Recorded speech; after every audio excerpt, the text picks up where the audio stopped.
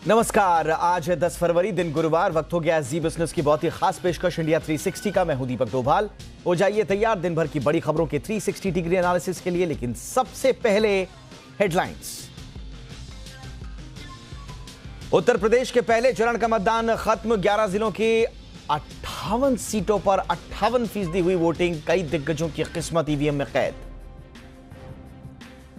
हिजाब विवाद पर कर्नाटक हाईकोर्ट का बड़ा निर्देश। जब तक फैसला नहीं तब तक हिजाब नहीं। सोमवार को दोपहर 2:30 बजे फिर होगी सुनवाई। कर्नाटक सरकार ने की शांति की अपील। यूपी में गरजे पीएम मोदी और सीएम योगी आदित्यनाथ। पीएम बोले, परिवारवाद पार्टियां सत्ता में हो तो नहीं मिलती वैक्सीन। सीएम योगी ने अखिलेश को घेरा। बोले, सपा ने कब्रिस्तान का विकास किया। चुनाव आयोग ने मणिपुर में चुनाव की तारीखें बदली। 28 फरवरी और 5 मार्च को होगा मतदान। पहले 27 फरवरी और 3 मार्च को होनी थी वोटिंग। ईपीएफओ में पेंशन योगदान बढ़ाने का मिल सकता है विकल्प। सूत्रों के हवाले से खबर। नई पेंशन स्कीम लाने पर विचार कर रहा है ईपीएफओ। इंडिया 360 में करेंगे चर्चा। नई स्कीम से क्या खत्म होगी पेंशन की टेंशन। चीन में मेडिकल की ऑनलाइन पढ़ाई नहीं होगी मान्य। नेशनल मेडिकल कमीशन ने जारी किए दिशा निर्देश। फैसले के खिलाफ दिल्ली हाईकोर्ट पहुंचे छात्र। इंडिया 360 में जानेंगे आखिर क्यों चीन में मेडिकल पढ़ाई पर हुआ है हंगामा। आरबीआई ने क्रेडिट पॉलिसी में अकोमोडेटिव रुख के साथ ब्याज दरों में नहीं किया बदलाव। रेपो रेट 4% पर बरकरार। आरबीआई की अगली तिमाही में महंगाई दर 5% के नीचे रहने का अनुमान। FY23 में जीडीपी ग्रोथ 7.8% संभव। और क्रेडिट पॉलिसी के दिन दौड़ा बाजार।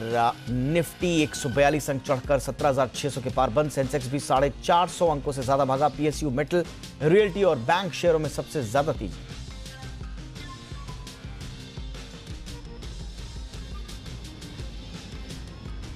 और बुलेटिन की शुरुआत हम कर रहे हैं 5 राज्यों के चुनावी रण से।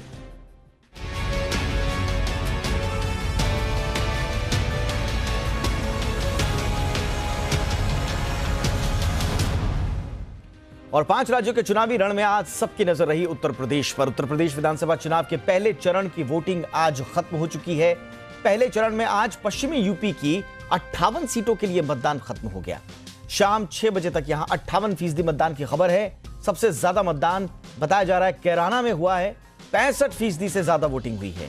सबसे कम वोट पड़े हैं साहिबाबाद में। यहां महज 38% वोटिंग हुई है। यूपी विधानसभा चुनाव के पहले चरण में 11 जिलों के मतदाताओं ने अपने मताधिकार का प्रयोग किया। इस चरण में 623 उम्मीदवारों की किस्मत का फैसला होगा।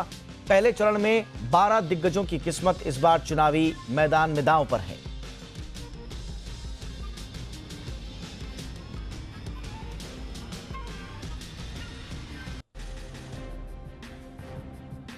और जिन दिग्गजों की किस्मत इस चरण में दांव पर है उनमें नोएडा विधानसभा से बीजेपी प्रत्याशी पंकज सिंह शामिल हैं। कांग्रेस प्रत्याशी पंखुड़ी पाठक आमने सामने हैं। वहीं कैराना से सपा के नाहिद हसन और बीजेपी के मृगांका सिंह चुनावी मैदान में हैं। आगरा से उत्तराखंड की पूर्व राज्यपाल बेबी रानी मौर्य ताल ठोक रही हैं। मथुरा से ऊर्जा मंत्री श्रीकांत शर्मा की किस्मत दांव पर है। इसके अलावा गन्ना मंत्री सुरेश राणा की किस्मत भी पहले चरण में ईवीएम में कैद हो गई है। इसके साथ ही बीजेपी के कद्दावर नेता संगीत सोम, कपिल देव अग्रवाल, चौधरी बाबूलाल, नंदकिशोर गुर्जर समेत आरएलडी के अवतार सिंह भड़ाना की किस्मत भी पहले चरण में ईवीएम में कैद हो चुकी है।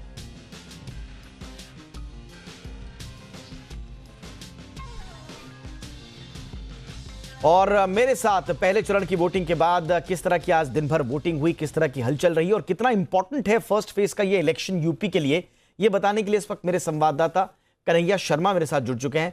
कन्हैया, हमने देखा कि कहा किन किन सीटों पर जो है वो कांटे की टक्कर है। वीआईपी सीट्स का हाल भी हमने दर्शकों को बताया। लेकिन यूपी के ओवरऑल जो पॉलिटिकल हेल्थ है उसके लिए कितना इंपॉर्टेंट है ये पहला चरण? देखिए, काफी महत्वपूर्ण है ये पहला चरण। ये पहला चरण आगे के अन्य चरणों की स्थिति क्लियर करेगा, क्योंकि जिस तरीके से लगातार उत्तर प्रदेश पर फोकस बना हुआ था और पहले फेज के जो शहर हैं, मथुरा है, आगरा है, बागपत, मुजफ्फरनगर, अलीगढ़, क्योंकि खास तौर पर जाट लैंड को एक साधने की कोशिश की गई। लगातार भारतीय जनता पार्टी के जो बड़े नेता हैं वो कोशिश करते रहे कि जो किसान आंदोलन जो भारतीय जनता पार्टी के सामने एक चुनौती बनकर आया, तो इससे कोई नुकसान भारतीय जनता पार्टी को इन चुनावों में ना हो, इसको लेकर तमाम बूथ लेवल पर कमेटियां बनाई गई, किसानों के साथ संवाद किया गया। जो किसान एक संगठन है भारतीय जनता पार्टी का, उसके जरिए लोगों तक पहुंचने की कोशिश की गई और समझाने की कोशिश की गई कि भारतीय जनता पार्टी की कोई भी ऐसी गतिविधि नहीं है, सरकार की ऐसी भी कोई मंशा नहीं है जिससे किसानों को परेशानी हो। ऐसे में अगर हम उत्तर प्रदेश की बात करें तो अमित शाह खुद डोर टू डोर कैंपेन में रहे, JP Nadda door to door campaign में रहे, योगी आदित्यनाथ पूरे उत्तर प्रदेश की कमान संभाले हुए हैं। ऐसे में किसी तरीके की कोई भी परेशानी ना हो, खासतौर पर जाट वोटरों को साधने की कोशिश की गई, किसानों का भी ख्याल रखा गया। जो मैनिफेस्टो में देखने को मिला कि किसान निधि को दोगुना करने की बात की गई, तमाम योजनाओं को आगे बढ़ाने की बात की गई, ठाकुर वोट बैंक को साधने की कोशिश की गई और जिस तरीके से देखने को मिला कि उत्तर प्रदेश में तमाम राजनीतिक पार्टियों ने प्रबुद्ध सम्मेलन, ब्राह्मण सम्मेलन, तमाम सम्मेलन आयोजित किए गए, जिससे मैं हर वर्ग को साधने की एक कोशिश थी। और भारतीय जनता पार्टी का जो इस बार का मुकाबला है काफी चुनौतीपूर्ण भी है, क्योंकि एक 5 वर्ष के कार्यकाल को जनता के बीच में योगी आदित्यनाथ सरकार लेकर गई है, जिसमें फर्स्ट फेज में लगातार, क्योंकि राष्ट्रीय लोकदल और समाजवादी पार्टी का गठबंधन है, ऐसे में दोनों लोग एक साथ मिलकर चुनाव मैदान में। हालांकि विपक्षियों के देखते हुए बात की जा रही है कि पहले राहुल गांधी के साथ समाजवादी पार्टी गठबंधन में आई, फिर उसके बाद वो अलग हो गए, इस बार राष्ट्रीय लोकदल के साथ समाजवादी पार्टी गठबंधन में है। हालांकि कयास लगाए जा रहे हैं, लेकिन जो मुकाबला है वो काफी दिलचस्प है। कई बड़े चेहरों के आज जो किस्मत है वो ईवीएम में कैद हो गई है। मथुरा से ऊर्जा मंत्री श्रीकांत शर्मा है और ऊर्जा विभाग काफी उत्तर प्रदेश में एक मुद्दा बनकर आया। जिस तरीके से अखिलेश यादव ने 300 यूनिट फ्री बिजली देने की बात कही थी, तो अब देखना होगा कि आने वाले समय में फर्स्ट फेज का असर आने वाले चुनाव के अन्य फेजों पर किस तरीके से पड़ता है। और कन्हैया, पिछली बार 2017 में जो पश्चिमी यूपी की जो 136 सीटें हैं टोटल, उनमें से 100 सीटें बीजेपी की झोली में आई थी। बम्पर जीत के साथ पश्चिमी यूपी से बीजेपी को सत्ता में भेजने का काम वहां की जनता ने किया था। इस बार पश्चिमी यूपी की ये जो 58 सीटें हैं, इनमें इस बार मुकाबला किसके बीच है? बीजेपी वर्सेस कौन? कहा जा रहा है कि समाजवादी पार्टी गठबंधन से ही है, लेकिन इसमें दूसरी जो पार्टियों की भूमिका है वो किस तरह की है? बसपा कहां स्टैंड करती है, कांग्रेस कहां है? बीजेपी वर्सेस कौन आपको इन 58 सीटों पे दिखाई दे रहा है?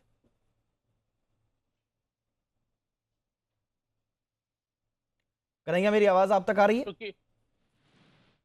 बोलिए बोलिए कन्हैया। जी जी, देखिए भारतीय जनता पार्टी का ही सीधा मुकाबला है, चाहे वो कोई भी राजनीतिक दल हो। ऐसे में देखने को मिला, क्योंकि बहुजन समाजवादी पार्टी का इस बार कोई ज्यादा दिलचस्पी बहन कुमारी मायावती ने इस बार नहीं दिखाई चुनाव में। हालांकि कुछ जगह कैंडिडेट उन्होंने उतारे, लेकिन जो मुख्य फेस है सतीश मिश्रा और मायावती दोनों चुनाव मैदान में नहीं है। ऐसे में राष्ट्रीय लोकदल और समाजवादी पार्टी का गठबंधन सामने सीधा सीधा विपक्ष की भूमिका इस बार निभाता हुआ दिख रहा था। जिस तरीके से अखिलेश यादव और जयंत चौधरी दोनों मैदान में, हालांकि प्रियंका गांधी वाड्रा भी लगातार रोड शो और रैली कर रही हैं, लोगों से डोर टू डोर कैंपेन कर जुड़ने की कोशिश कांग्रेस की है, लेकिन कांग्रेस का इतना असर नहीं देखने को मिल रहा, क्योंकि जिस तरीके से अखिलेश यादव को एक तो पूर्व मुख्यमंत्री का एक अनुभव है और दूसरा युवा नेता के तौर, युवा चेहरे के तौर पर अखिलेश यादव और जयंत चौधरी एक साथ मिलकर भारतीय जनता पार्टी के सामने खड़े हैं। तो ऐसे में सीधा मुकाबला अगर भारतीय जनता पार्टी का किसी पार्टी से है तो समाजवादी पार्टी मुख्य भूमिका में है। ऐसे में दोनों लोग गठबंधन करके आरएलडी और सपा भारतीय जनता पार्टी को कड़ा मुकाबला देने की एक कोशिश कर रहे हैं। हालांकि क्योंकि भारतीय जनता पार्टी के जो बूथ लेवल के जो कार्यकर्ता हैं, बूथ है जो भारतीय जनता पार्टी का काफी मजबूत माना जाता है। ऐसे में जब क्योंकि कोविड के कारण तमाम रैलियां और कार्यक्रम नहीं हो पाए, ऐसे में अगर हम लोग डिजिटल प्लेटफॉर्म की बात करें तो भारतीय जनता पार्टी इसमें भी काफी मजबूत रही है। तो इसको लेकर अगर देखें तो जमीनी स्तर पर भारतीय जनता पार्टी का बूथ लेवल का कार्यकर्ता, बिल्कुल मैनेजमेंट के स्तर पर तो बीजेपी का वाकई में कोई सानी नहीं, लेकिन इस बार क्या विपक्ष के रूप में सपा गठबंधन कोई ताल ठोक पाएगा, ये देखना बड़ा दिलचस्प होगा। क्योंकि 2017 के मुकाबले 2022 के समीकरण बड़े बदले हुए हैं, खास तौर से किसान आंदोलन के बाद। और बीजेपी से किसानों की नाराजगी, इसका एक फैक्टर तो रहेगा ही। और जो किसानों की अगुवाई का दावा करते हैं, यानी कि जो चौधरी परिवार है आरएलडी का, वो इस बार सपा के साथ है। तो क्या वाकई में वो जो लड़ाई कश्मकश वाली होगी, एक तरफा होगी? कितना टक्कर सपा गठबंधन, समाजवादी पार्टी और आरएलडी के लोग दे पाएंगे, ये देखना बड़ा दिलचस्प होगा। बहरहाल बहुत बहुत इंपॉर्टेंट हैं ये 58 सीटें, और इस पर अब सबकी नजर जब रिजल्ट आएगा तो रहेगी। बहुत बहुत शुक्रिया कन्हैया इस तमाम जानकारी के लिए आपका। और एक तरफ यूपी में पहले चरण का मतदान पूरा हुआ है, उसी बीच दूसरे दौर का चुनाव प्रचार भी जोरों पर है। प्रधानमंत्री नरेंद्र मोदी दूसरे दौर के चुनाव प्रचार में आज सहारनपुर में जनसभा को संबोधित करने पहुंचे। इस मौके पर प्रधानमंत्री नरेंद्र मोदी ने सपा कांग्रेस पर जमकर हमला बोला। समाजवादी पार्टी पर निशाना साधते हुए पीएम मोदी ने कहा कि घोर परिवारवादी लोग सरकार में होते तो वैक्सीन शायद रास्ते में ही कहीं बिक जाती। भाइयों बहनों, हम स्थायी समाधान के लिए कदम उठाते हैं, हम स्थायी समाधान के लिए रास्ते खोजते हैं। हम हिंदुस्तान के हर गांव को, हर किसान को, हर नागरिक को आत्मसम्मान के साथ जीने देने का अवसर देने के लिए काम कर रहे हैं।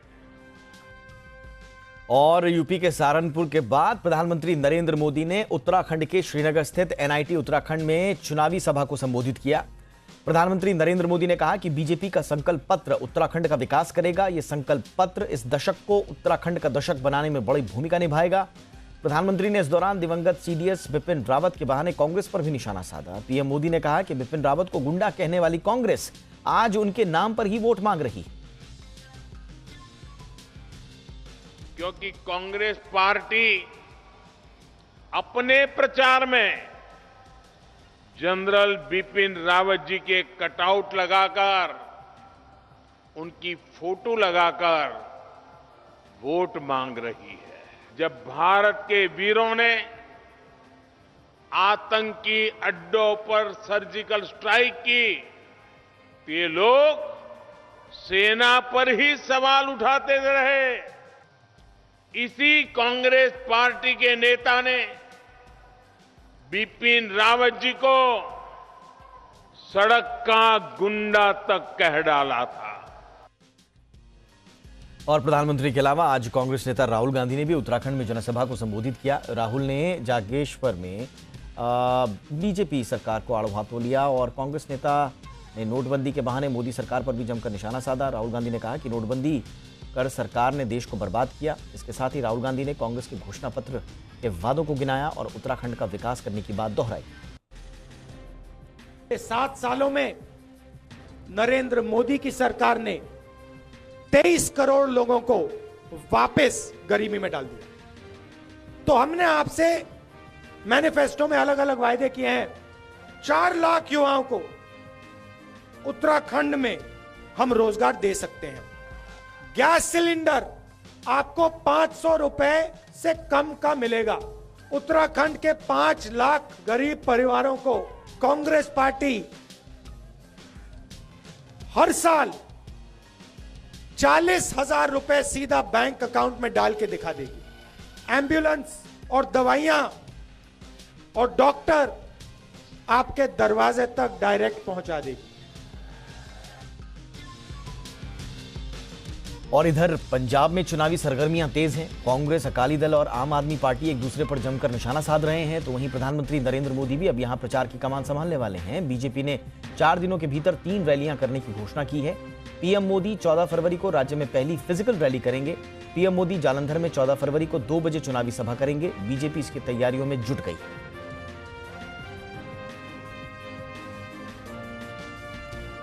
और पंजाब के बाद अब चलते हैं मणिपुर। चुनाव आयोग ने मणिपुर में होने वाले विधानसभा चुनाव के लिए मतदान की तारीखों में बदलाव कर दिया है। मणिपुर में पहले चरण का मतदान 27 फरवरी और दूसरे चरण का मतदान 3 मार्च को होना था, लेकिन अब जो नया फैसला हुआ है उसके मुताबिक पहले चरण की वोटिंग अब 28 फरवरी को और दूसरे चरण की वोटिंग अब 5 मार्च को कराई जाएगी। आपको बताएं, मणिपुर में कुल 60 सीटें हैं। पहले चरण में 38 सीटों पर मतदान होगा, बाकी 22 सीटों पर दूसरे चरण में वोट डाले जाएंगे।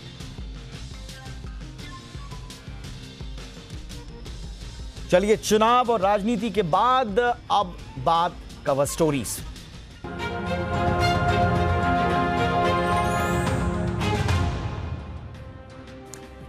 कवर स्टोरी में हम आपके काम की बात लेकर आए हैं। वेतन भोगियों का रिटायरमेंट टेंशन फ्री करने के लिए ईपीएफओ यानी कर्मचारी भविष्य निधि संगठन एक नई स्कीम लाने की तैयारी में है। इसमें न सिर्फ पीएफ खाता धारक शामिल हो पाएंगे, बल्कि उन लोगों के लिए भी ये विकल्प होगा जो सेल्फ एम्प्लॉयड हैं। तो क्या है ईपीएफओ का प्लान, कैसे ये साबित हो सकता है आम लोगों के लिए फायदेमंद, करेंगे इस पर चर्चा। लेकिन पहले रिपोर्ट देखिए। अगर आप नौकरी पेशा हैं तो पीएफ यानी प्रोविडेंट फंड में आप भी योगदान देते होंगे। पीएफ में योगदान के जरिए बचत तो होती ही है, बल्कि आपकी पेंशन का इंतजाम भी हो जाता है। अब ईपीएफओ पेंशन वाले हिस्से में बदलाव करने की तैयारी कर रहा है। इससे पहले कि हम आपको बदलाव की जानकारी दें, सबसे पहले समझते हैं कि पीएफ में आपका योगदान किस तरह से होता है। पीएफ यानी प्रोविडेंट फंड नौकरी पेशा लोगों के लिए होता है। इसमें आप अपनी बेसिक सैलरी का 12% कंट्रीब्यूट करते हैं। एम्प्लॉयर की तरफ से भी इतना ही योगदान दिया जाता है। कर्मचारी का योगदान सीधे ईपीएफ यानी भविष्य निधि खाते में जाता है, जबकि एम्प्लॉयर का योगदान 2 हिस्सों में बंटता है। कंपनी के शेयर का 3.67% पीएफ खाते में तो 8.33% ईपीएस यानी पेंशन खाते में जमा होता है। हालांकि पेंशन योग्य सैलरी की अधिकतम सीमा 15,000 रुपए है। ऐसे में पेंशन फंड में हर महीने अधिकतम 1250 रुपए ही जमा हो पाता है। पीएफ खाते में योगदान बढ़ाना चाहते हैं तो वीपीएफ यानी वॉलेंटियर प्रोविडेंट फंड के जरिए बढ़ा सकते हैं, लेकिन पेंशन के मामले में अभी ऐसा नहीं है।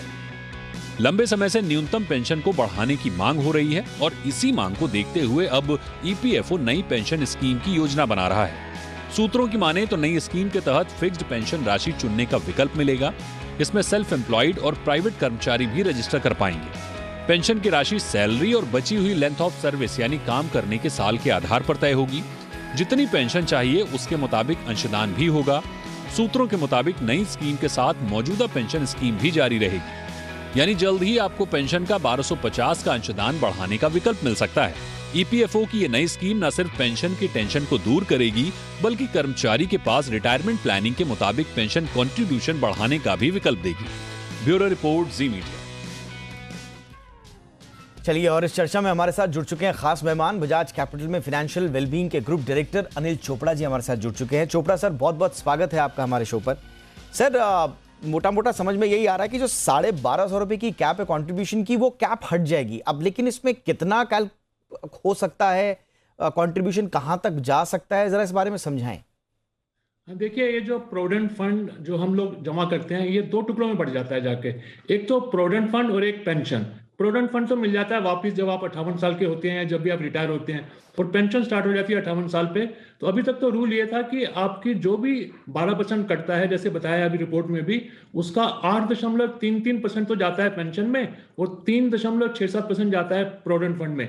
लेकिन उसमें एक मैक्सिमम अमाउंट की कैप थी, जैसे आपने बताया 1250 रुपए की। वो इसलिए थी कि जो पेंशन है वो मैक्सिमम 15,000 रुपए पे ही कैलकुलेट होती है, और ये बहुत सालों से यही रकम चलती आ रही है। बहुत साल पहले ये 541 रुपए हुआ करती थी, फिर बढ़ा के इसको किया गया 1250 रुपए, लेकिन पिछले 12-15 साल से अभी ये 1250 ही चल रहा है। इसके चलते जो पेंशन मिलती है जब रिटायर होता है इंसान, तो वो मुश्किल से 2-3 हजार रुपए बन पाती है, कम से कम 1,000। और ज्यादा से ज्यादा पेंशन जो है वो हमारी कंट्री में आज की डेट में अगर कोई रिटायर होता है तो वो 7,500 रुपए, और आप मानेंगे कि इससे गुजारा नहीं हो सकता है।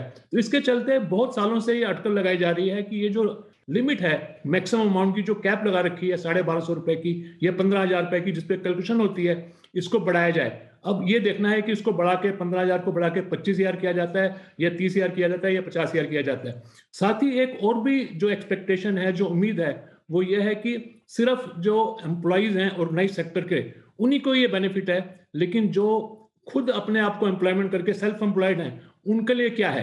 तो उनके लिए भी एक उम्मीद की जा रही है कि शायद उनको भी इसमें भागीदारी करने का मौका मिलेगा और आप अपनी पेंशन खुद चुन सकते हैं। देखिए, सारे बड़े एडवांस कंट्रीज में ये सुविधा होती है कि आप अपनी पेंशन खुद चुने कि मेरे को अगर 2035 में रिटायर होना है, तब मेरे को 25,000 रुपए हर महीने की पेंशन चाहिए होगी।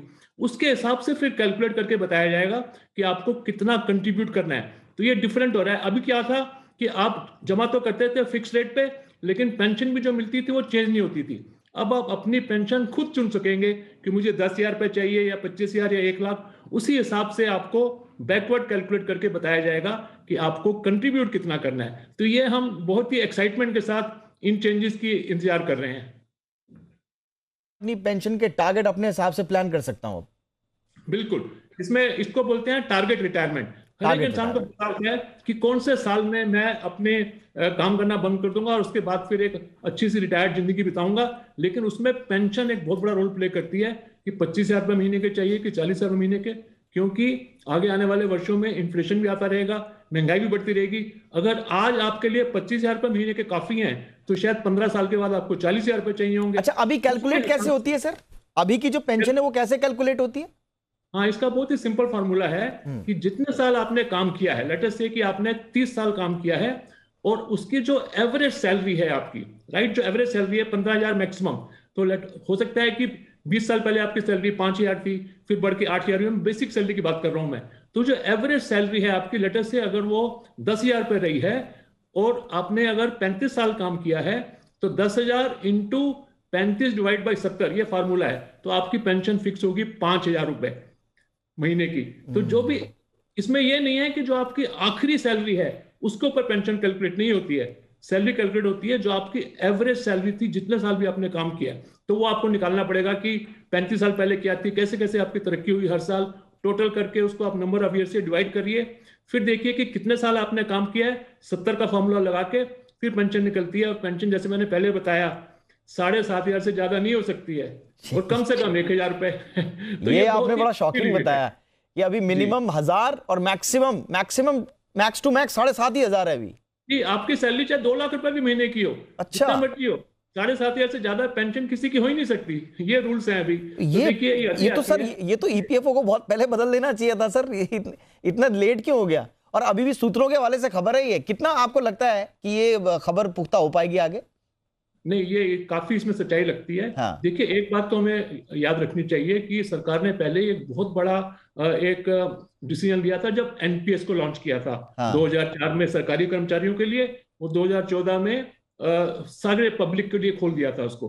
तो उसके जरिए एक पेंशन का एक तो हमारे पास एक ऑप्शन तो है ही है कि अगर किसी भी सेल्फ एम्प्लॉयड को, प्रोफेशनल को, सैलरीड बंदे को अगर अपनी पेंशन की प्लानिंग करनी है तो वो एनपीएस में कंट्रीब्यूट करके और अपनी पेंशन की तैयारी कर सकता है।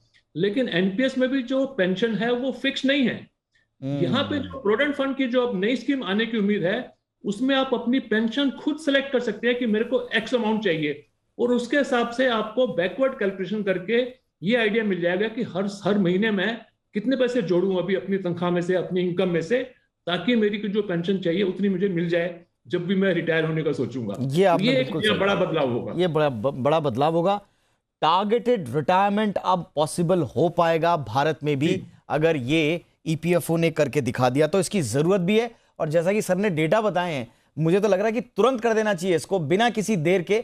सबका फायदा होगा, आम आदमी की बचत होगी, उस बचत को वापस इकोनॉमी लगाएगा, देश की इकोनॉमी और तेजी से और रफ्तार से आगे बढ़ेगी अगर उसके हाथ में पैसा होगा तो। बहुत बहुत शुक्रिया सर। और जो रिटायरमेंट हमारा होता है, बड़ा वल्नरेबल सी वो एज होती है, उस समय अगर सुरक्षित हम अपने भविष्य को रख पाएंगे तो इससे बढ़िया एक नागरिक के लिए इससे बड़ी सुरक्षा कुछ हो नहीं सकती है। Thank you so much sir, आपने वक्त निकाला, बड़ी आसान भाषा में आपने इस जटिल मुद्दे को समझाया। बहुत बहुत शुक्रिया सर। आगे बढ़ते हैं, एक और हमारी आज की कवर स्टोरी जो कि जुड़ी हुई है छात्रों से, खास तौर से वो छात्र जो चाइना से मेडिकल की पढ़ाई कर रहे हैं या करने के बारे में सोच रहे हैं। चीन में मेडिकल की पढ़ाई को लेकर एनएमसी यानी कि राष्ट्रीय चिकित्सा आयोग ने दिशा निर्देश जारी किए हैं। आयोग ने कहा है कि चीन में मेडिकल की ऑनलाइन पढ़ाई मान्य नहीं होगी। इसी बीच में एक पुराना जो फैसला था, उस फैसले के खिलाफ जो बच्चे चाइना के कॉलेजेस से कोर्स कर रहे थे और भारत में फंस गए थे कोविड के कारण, वो हाईकोर्ट पहुंच गए। अब हाईकोर्ट ने इस मामले में सरकार को भी नोटिस दिया है, आयोग को भी नोटिस दिया है। अब ये दोनों मामले जरा समझ लीजिए, फिर इस पर चर्चा करें।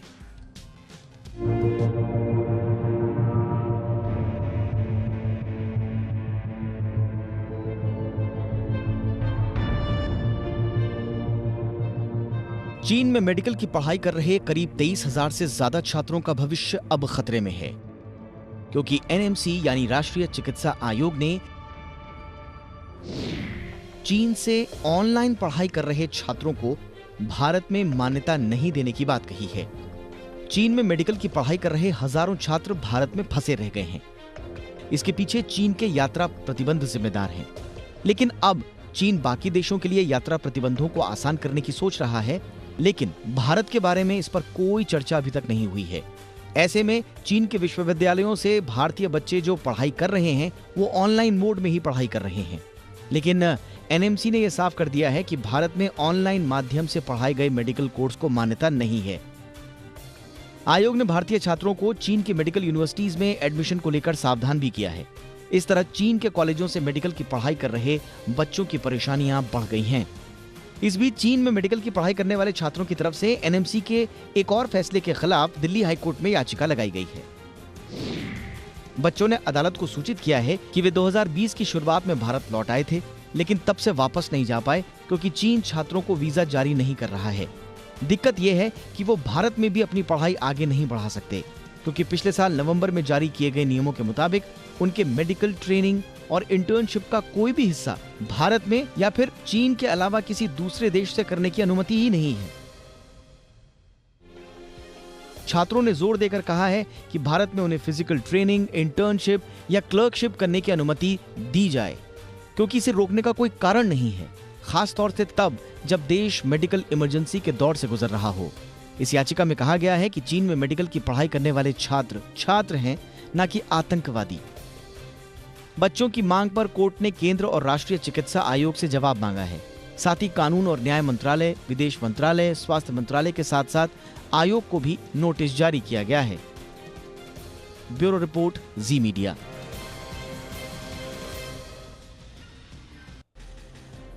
और इस महत्वपूर्ण मुद्दे पर चर्चा करने के लिए इस वक्त हमारे साथ बेहद खास मेहमान जुड़ चुके हैं। देश के जाने माने स्वास्थ्य विशेषज्ञ और दिल्ली मैक्स हॉस्पिटल में consultant doctor Manoj Kumar. Doctor Manoj Kumar, बहुत बहुत स्वागत है सर आपका हमारे शो पर। सर, ये एनएमसी का जो फैसला आया है, मेरे को समझ में नहीं आ रहा ये फैसला लिया क्यों गया है।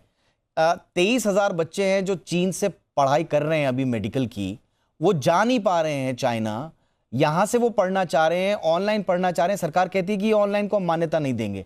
अब सरकार क्या बच्चों को सजा दे रही है कि तुम चीन से क्यों पढ़ रहे हो, या डिस्करेज करने की कोशिश कर रही है कि देखो चीन से बच के रहो, आगे मत जाओ? ये डिस्करेज कर रही है, बच्चों को सजा दे रही है सर?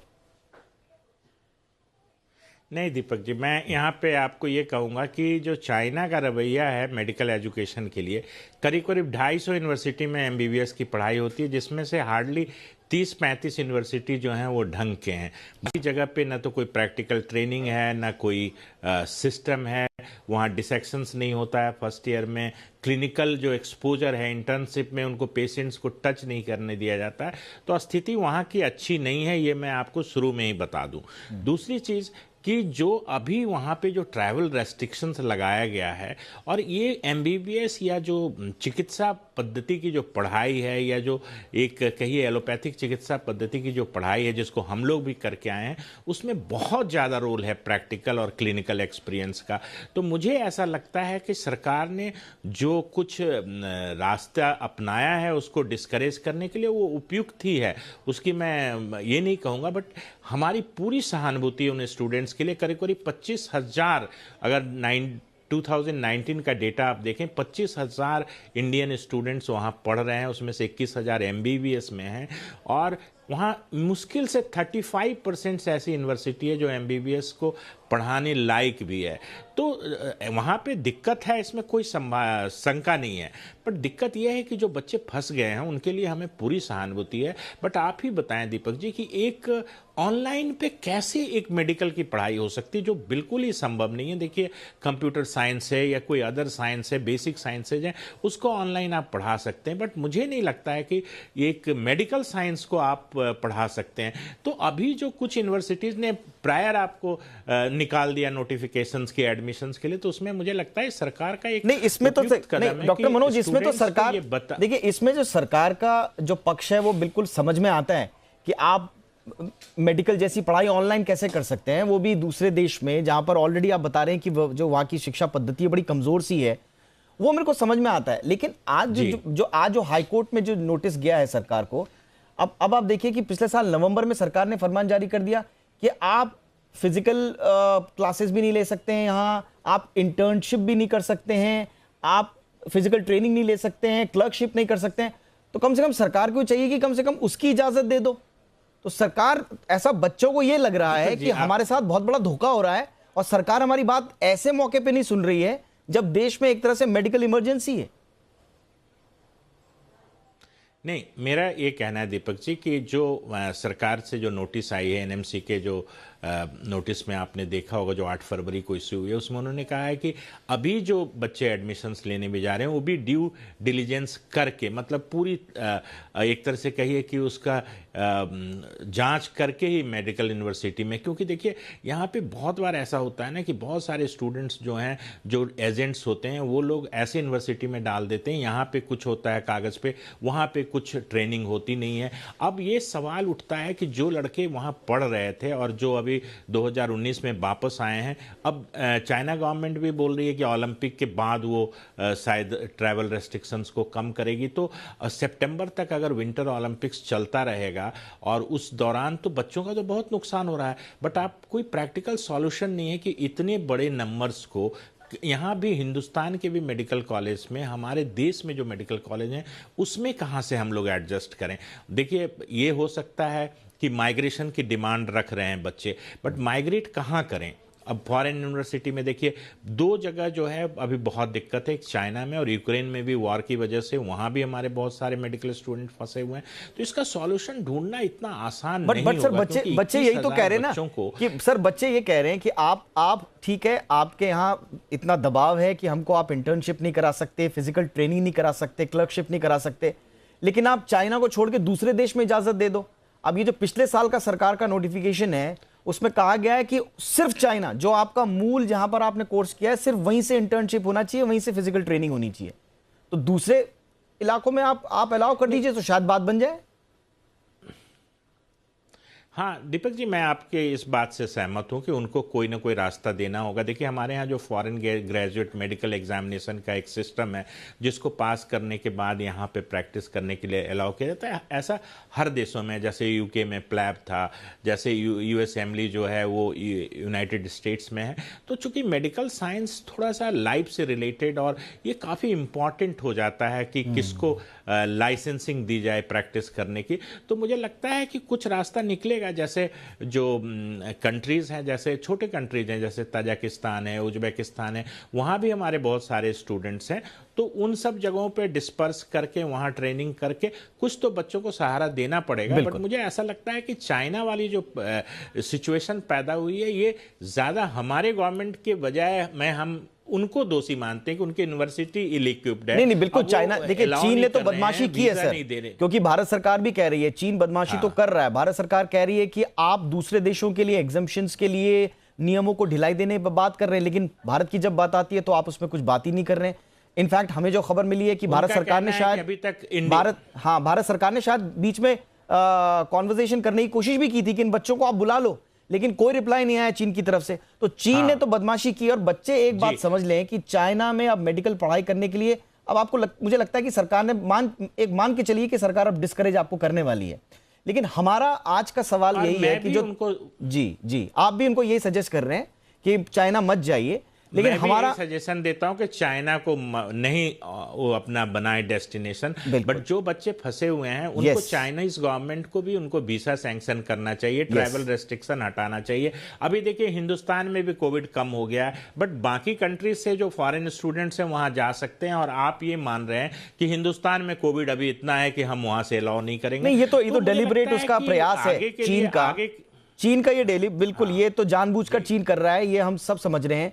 बट अब सरकार को कूटनीतिक दबाव बना के या तो बच्चों को चाइना भेज के इनके कोर्स कंप्लीट कराएं, और या तो जो बच्चे कह रहे हैं कि भाई हम छात्र हैं, हम कोई आतंकवादी नहीं है जो आपने हमको ऐसे छोड़ दिया है, हमको आप परमिशन दीजिए फिजिकल ट्रेनिंग की, इंटर्नशिप की, अपने यहां दीजिए, नहीं तो दूसरे चाइना को छोड़ के किसी दूसरी कंट्री में दे दीजिए।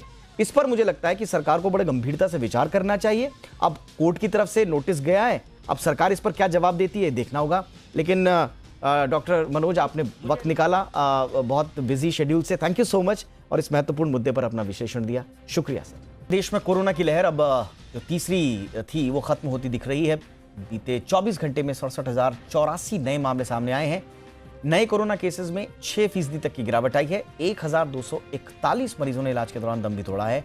1,67,882 मरीज ठीक होने के बाद अपने घर लौट गए हैं। राष्ट्रव्यापी टीकाकरण अभियान की बात करें तो देश में 24 घंटे के भीतर 46,44,947 लोगों को कोरोना की वैक्सीन लगाई गई। देश में अब तक कुल 1 अरब 71 करोड़ से ज्यादा लोगों को वैक्सीन की डोज दी जा चुकी है।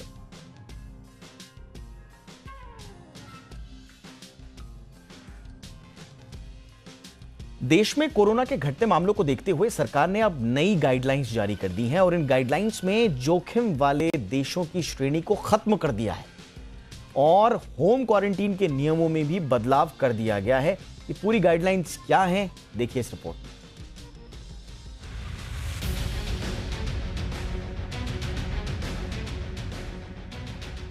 देश में कोरोना के मामले घटते नजर आ रहे हैं और कोरोना के मामलों में गिरावट को देखते हुए केंद्र सरकार ने भी आम लोगों को राहत दी है।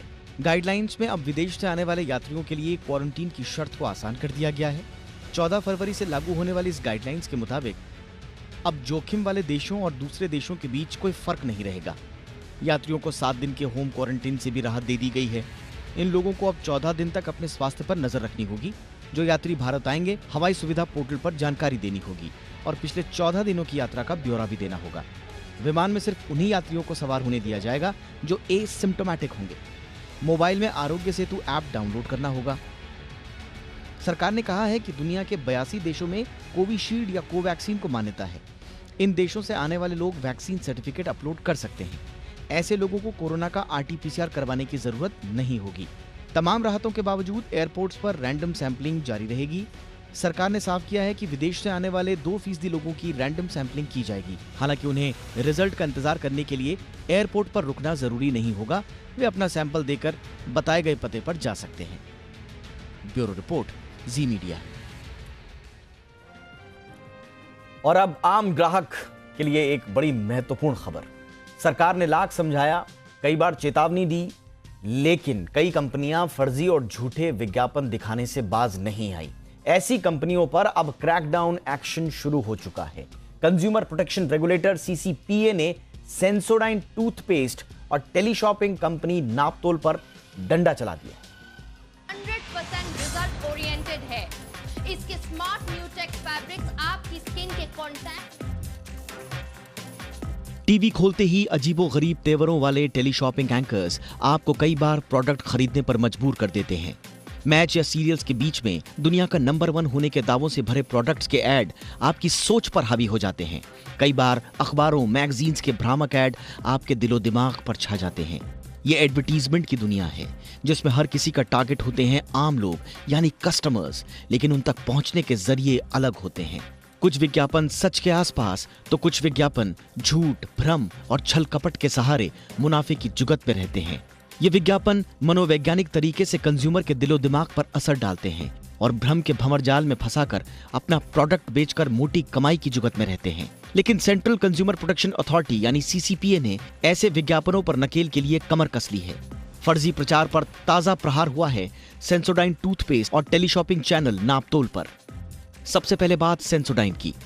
CCPA ने पाया कि भारत में सेंसोडाइन के विज्ञापन भ्रामक हैं। कंपनी ने ऐड में सेंसोडाइन टूथपेस्ट को दुनिया भर के डेंटिस्ट द्वारा समर्थित दिखाया है। यही नहीं, ऐड में टूथपेस्ट को दुनिया के number 1 sensitivity toothpaste, clinically proven और 60 सेकंड में असर करने वाला बताया है, जिस पर सवाल उठाते हुए CCPA ने दावों की पड़ताल की ठानी है। CCPA ने GlaxoSmithKline consumer health care limited को भारत में सेंसोडाइन का विज्ञापन बंद करने का आदेश दिया है। अब आते हैं नापतोल पर। CCPA ने पाया कि नापतोल के विज्ञापन भ्रामक और अनुचित व्यापार प्रथाओं यानी misleading and unfair trade practices के दोषी हैं। CCPA के मुताबिक नापतोल के प्रेजेंटर्स प्रोडक्ट की आर्टिफिशियल कमी का हवा खड़ा करते हैं और दावे करते हैं कि आज नहीं लिया तो प्रोडक्ट खत्म हो जाएगा। CCPA ने नापतोल को आदेश दिया कि शो में दर्शक को बताएं उनका ये एपिसोड प्री रिकॉर्डेड है, लाइव नहीं। इसके साथ ही CCPA ने नापतोल से set of 2 gold jewellery, magnetic knee support और एक्यूप्रेशर योगा स्लीपर्स के विज्ञापनों को तुरंत बंद करने का आदेश दिया है। CCPA को भ्रामक विज्ञापनों को लेकर नापतोल के खिलाफ करीब 400 शिकायतें मिली। इनके तुरंत समाधान निकालने का आदेश भी दिया गया है। नापतोल पर ऐसे भ्रामक विज्ञापनों के लिए 10 लाख रुपए का जुर्माना भी लगाया गया है। CCPA के ताजा कदम से भ्रामक विज्ञापन दिखाने वाली कंपनियों के कान खड़े होना लाजमी है, लेकिन ये सिर्फ बानगी भर है। चारों तरफ ऐसे फर्जी विज्ञापनों की भरमार है। खासकर असली खेल रात को 11 बजे के बाद तमाम चैनल्स पर शुरू हो जाता है। कोई स्लिम बॉडी के लिए सोना बेल्ट बेचता है, तो कोई यंत्र बेचता है, तो कोई पैसा बरसाने वाली अंगूठी, तो कोई भाग्य संवारने वाला लॉकेट। तंत्र मंत्र के जरिए लोगों को जाल में फंसाकर मोटी कमाई करने वाले बाबाओं की भी कमी नहीं। लेकिन CCPA ने ऐसे फर्जी विज्ञापनों पर लगाम के लिए जो कड़ा रुख अख्तियार किया है, उसके बाद भ्रामक विज्ञापनों में लिप्त कंपनियों के लिए अब सुधर जाने में ही भलाई है। ब्यूरो रिपोर्ट, जी मीडिया। खबर मुंबई वालों के लिए। पर्यटकों को लुभाने के लिए मुंबई के दादर चौपाटी में समुद्र के नजारे देखने के लिए एक गैलरी बनाई गई है और इस गैलरी से पर्यटकों को सी लिंक का नजारा तो मिलता ही है, साथ ही शाम को मुंबई का भी एक अलग और खूबसूरत नजारा देखने को मिलेगा। इस गैलरी का जायजा लिया हमारे संवाददाता सुबोध मिश्रा ने। मुंबई में अगर चौपाटी घूमने के लिए बात की जाए तो हमेशा या तो कोई जुहू चौपाटी का नाम लेता था या फिर गिरगांव चौपाटी का, लेकिन आज हम खड़े हैं दादर चौपाटी में और वो भी एक ऐसी जगह पर जिसका नाम है विंग गैलरी। मतलब ऐसी जगह जहां से आपको चौपाटी और चौपाटी के आसपास की जगह देखने को मिलती है।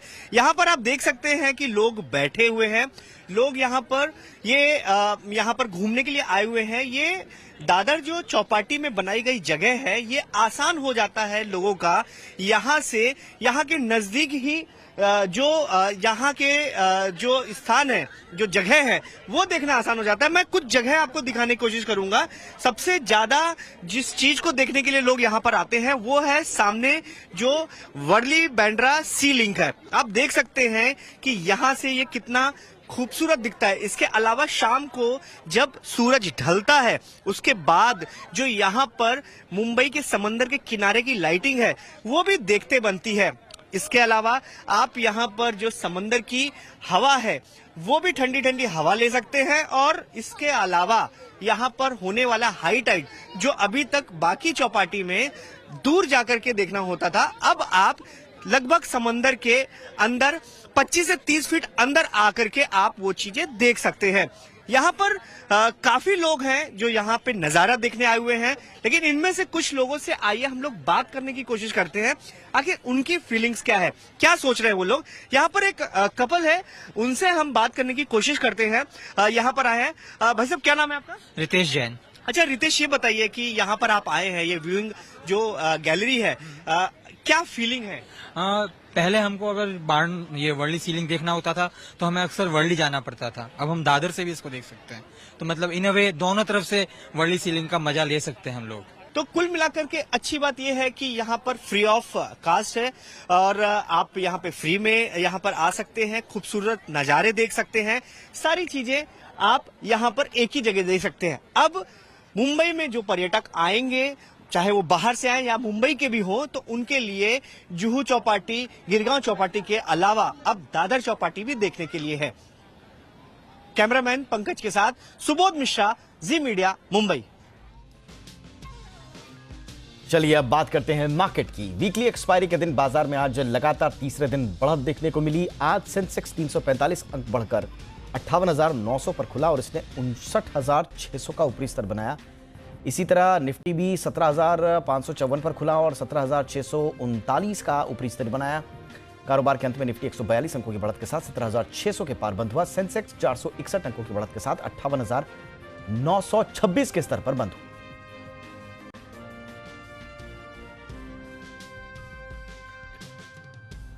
और अब जरा देख लेते हैं कि अमेरिकी बाजारों में किस तरह का हाल चल रहा है, वहां पर किस तरह से शुरुआती कारोबार नजर आ रहा है। तो देखिए, आप लाल निशान में अमेरिकी बाजार कारोबार करते हुए नजर आ रहे हैं 40 अंकों की गिरावट के साथ। डाउ जोन्स 35,725 के स्तर पर और नैस्डैक भी आप देखिए कि लगभग 97 अंकों की गिरावट के साथ 14,392 के स्तर पर कारोबार करता हुआ नजर आ रहा है। तो गिरावट के साथ, हल्की गिरावट के साथ अमेरिकी बाजारों की हुई है शुरुआत।